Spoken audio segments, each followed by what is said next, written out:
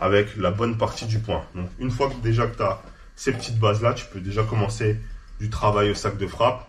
Et après, on décortiquera au fur et à mesure chacune des attaques. Mais déjà, les bases les plus importantes et celles que tu dois maîtriser si tu veux progresser plus facilement, c'est d'être sur tes bons appuis. Si tu es sur tes bons appuis, tu vas pouvoir attaquer facilement, défendre facilement et être plus à l'aise dans tout ce que tu vas devoir apprendre et intégrer ensuite. Si on te demande d'intégrer des directs, si tu vas commencer, tu vas commencer avec des attaques, des directs, des crochets, des uppercuts pour apprendre les différents coups. Si tu le fais avec des mauvais appuis, tu vas avoir le corps qui va partir dans tous les sens et ça va bloquer ta progression parce que tu vas devoir réapprendre à faire quelque chose. Donc, mon conseil principal, c'est déjà de travailler sur les appuis. C'est quelque chose que tu peux faire tout le temps. Tu te déplaces, hop, tu travailles ici sur les appuis.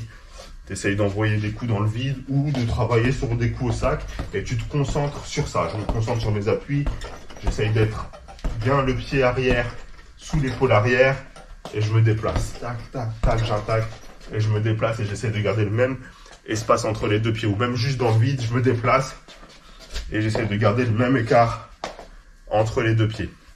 Donc si tu commences la boxe que tu n'en as encore jamais fait, essaye de suivre ces quelques conseils et tu verras quand tu vas commencer, ça va être beaucoup plus facile et tu vas pouvoir progresser beaucoup plus vite parce que ça c'est la clé et c'est des choses que tu dois travailler même tout au long de ta carrière de sportif.